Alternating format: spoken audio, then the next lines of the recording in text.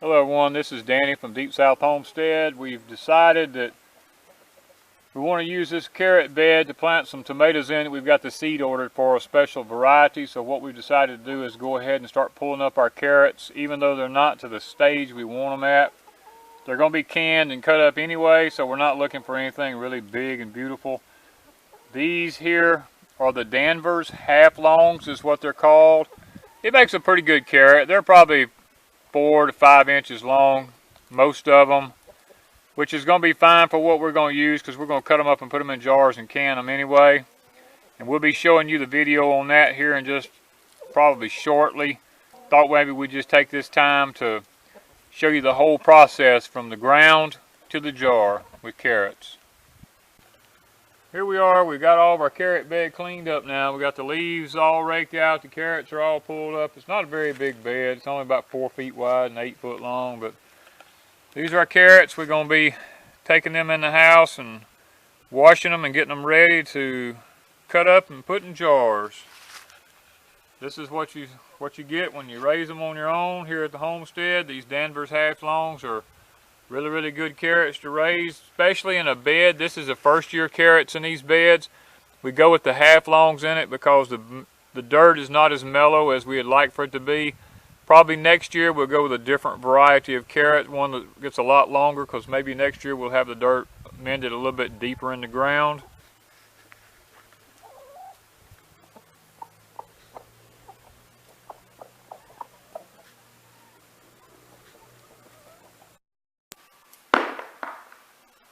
Okay everyone, what we're doing here this morning is we've pulled up all of our carrots and getting ready to can them. We had a pile of small ones because we pulled them a little bit early. We found this new variety of tomatoes we want to put in the bed where these carrots was at. So we decided, being we're going to cut them up anyway, we went ahead and cleaned the bed out, even though some of them are small. We're going to be canning them and showing you what we do on that.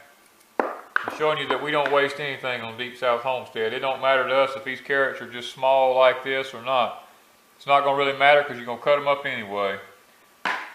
We cut them up into small pieces like this so they'll fit in the jars. We always can in pint jars carrots because they work really good in the soups and stuff.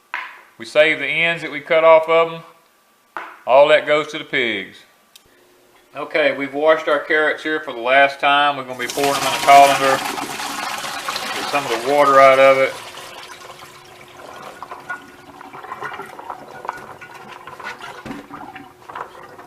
Get them ready to go into a jar here. We're going to let that set. These set here. Got all these carrots now.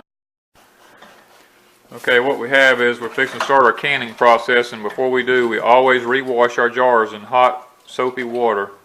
Rinse them in good hot water, and then Wanda will transfer them from there over here to a towel where we'll let them sit and dry.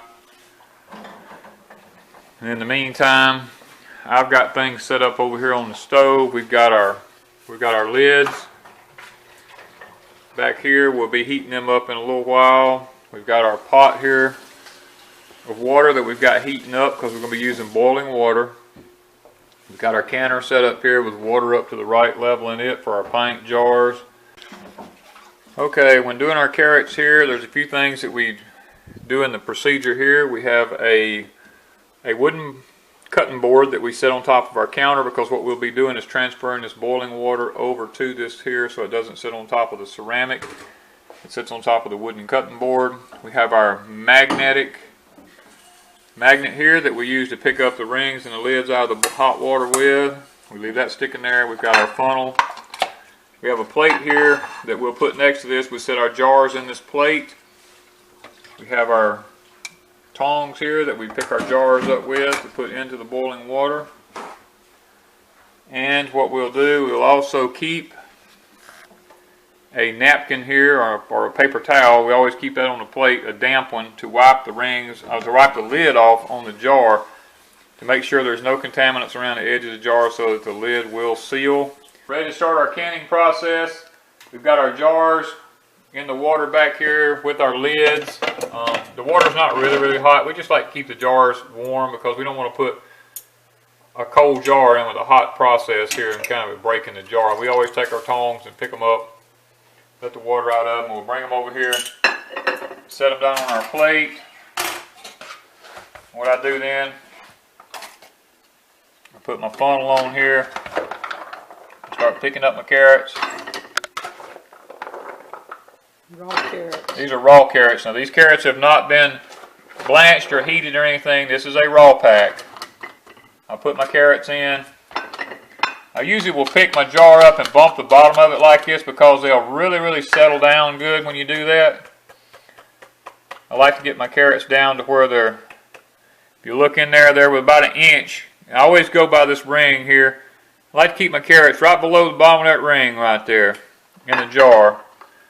Then I take, now this is non-iodized sea salt.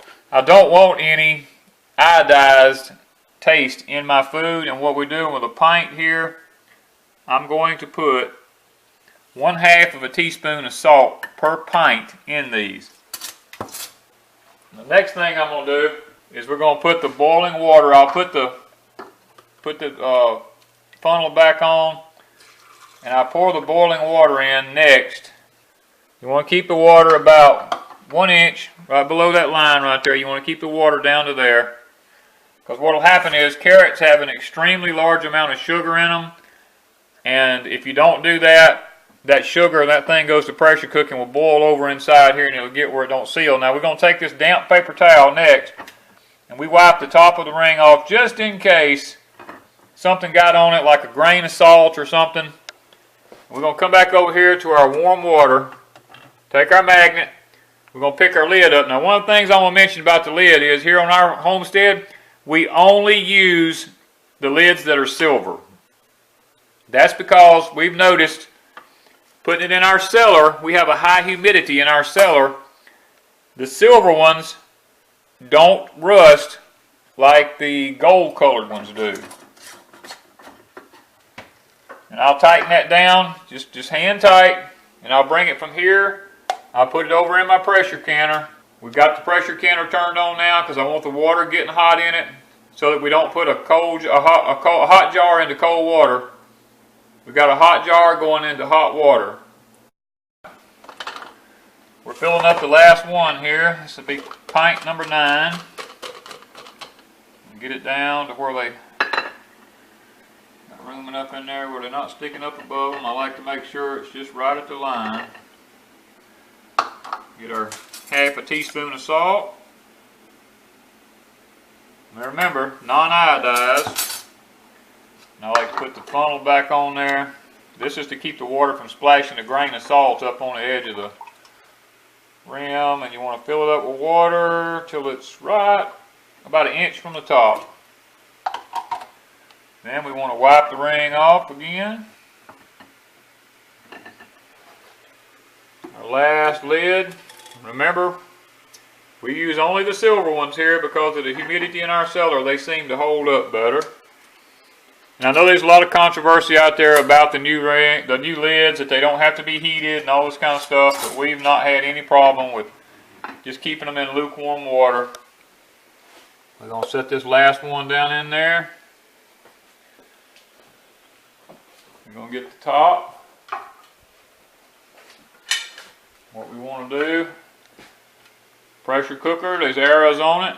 We're going to line up these 2 arrows. We're going to turn it. We're going to let it sit there till steam starts blowing out this for about 10 minutes to make sure that all the air is out of it, and then we're going to put the 10-pound weight on it for our latitude. Now what we have here, we've got this many carrots left over. It's not enough to justify waiting on another canning. So we're of the persuasion that we eat in season. So these are in season. We're going to be cooking these. Wanda's going to be using some in fresh and some salads. We're going to be cooking these, and that's what we'll be eating for our meals for the next day or so. Alright, we've got our steam starting to come out the top of it here now. We're going to give it just a few more minutes. Blowing up pretty good. It's getting pretty hot. Alright, we're watching this little button here. It should get ready to pop up here in just a second as it builds up pressure. A lot of people are scared to death of pressure counters, and there's really no reason to be scared of them. If you watch what you're doing, they're perfectly safe. See, that one popped up just then. Now it'll start building pressure in the pot, and sometimes the lid will leak a little bit around the edges until it gets good and hot. And that'll usually go away in just a minute. Nothing to be that concerned about. Alright, we're back here. Our pressure cooker has started jiggling, and if you'll notice, you can hear a light jiggle on it. When it gets to that point, we always turn our temperature down just a little bit. We gradually take it down. We don't take it down all at once. You don't want this thing jiggling too hard, because that means the pressure is too high in it and you could bust a jar or a seal on your lid. This particular pressure cooker here, we use the 10 pounds at 25 minutes. Wanda's getting that for our altitude. Pint jars are going to process at 25 minutes. We've got the timer set now that it's jiggling. You set the timer as soon as it starts jiggling that way. And you don't want it, like I said, you don't want it jiggling hard now. Just a light jiggle like this. Now, there's been a lot of controversy out there about glass top stoves that you can't can on them. I've been doing this now for, I don't know, since 2003, however many years that is. Up to this day, have not had any problem with it. The only thing that I don't like about it is when you turn it off, it stays hot for a long period of time. So if you turn the burner off, we kind of like to lean ours up on the edge of our stove a little bit when the pressure canner gets through to help cool it out so some air can get underneath it. The main thing about these glass tops that you want to keep in mind is you don't want to put anything really cold in a pot on top of a hot surface, or it can crack it, or vice versa. You don't want to put anything hot on, when it's cold here, you don't want to set a screaming hot pot on top of a cold top, because it can crack it that way. But other than that, we have had no problems canning on top of ours. And I know that a lot of people say you can't do it, but we've had no problem. Okay, they've been cooling for a while. We're taking this off.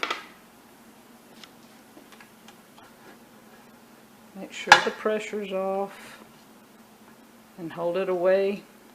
We're going to take the lid off. I'm already hearing some of them. Sounds like they're sealing.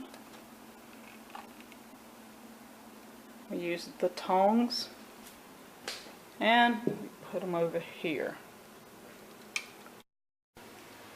We're back here now. We've got our canned carrots out of the pressure cooker. We've got 9 pints here that should be good to go for quite some time now. It's already done. We can put it in the cellar as soon as it gets through. Hope y'all have enjoyed this video on canning carrots. If you do, be sure to like, share, and subscribe. Thank you from Deep South Homestead.